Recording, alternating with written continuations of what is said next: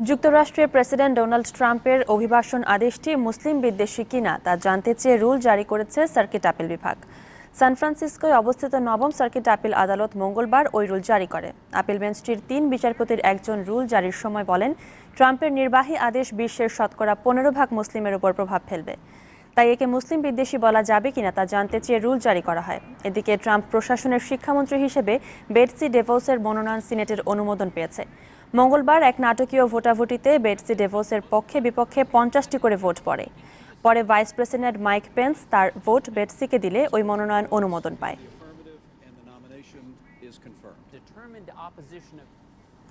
যুক্তরাষ্ট্রে ট্রাম্প বিরোধী বিক্ষোভ হলেও আপাতত তার ইমপিচ হবার কোনো সম্ভাবনা নাই। তবে বিচার বিভাগ শক্তিশালী হওয়ায় ট্রাম্প সহজেই সবকিছু করতে পারবেন না। এতে আগামীতে যুক্তরাষ্ট্রের সরকার ও আদালতের মধ্যে দ্বন্দ্ব বাড়বে বলে মনে করছেন বিশ্লেষকরা। নিউ ইয়র্ক প্রবাসী কাজী শাহিদ হাসানের বিশ্লেষণ। ডোনাল্ড ট্রাম্পের বিরুদ্ধে এখন অনেক প্রতিবাদ ডেমনস্ট্রেশন হচ্ছে এই মুসলিম ব্যানের উপরে, কিন্তু এই প্রতিবাদে কিন্তু এ দেশের সরকার বদল হবার কোনো সম্ভাবনা নাই। সরকার বদল হয় একমাত্র যদি কংগ্রেস ইমপিচ করে, তা হবার সম্ভাবনা খুবই কম। তবে উনি যা যা করতে চান সেগুলো হয়তো কোর্টের থেকে আটকানো যাবে, কারণ কোর্ট একটা স্বাধীন একটা ইন্ডিপেন্ডেন্ট স্তম্ভ এই দেশের। লেজিসলেচার, এক্সিকিউটিভ, যেটা প্রেসিডেন্ট আর কোর্ট, এই তিনটে। এই যে ইমিগ্রেশনের জন্য ব্রুকলিনের ফেডারেল কোর্ট একটা আইন পাশ করলো যে লোকজন যারা এয়ারপোর্টে আছে তাদের ফেরত পাঠানো যাবে না। যেহেতু বেশিরভাগ ফেডারেল কোর্টের, সেকেন্ড সার্কিট কোর্টের, থার্ড সার্কিট এগুলির জজ ওবামার নিয়োগ করা, তারা খুব সম্ভব ট্রাম্পের বিরুদ্ধেই এগুলিতে রায় দিবেন।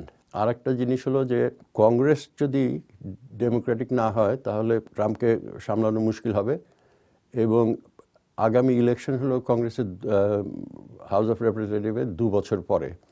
তো এই 2 বছর হয়তো তাকে কোর্ট আটকে রাখতে পারে।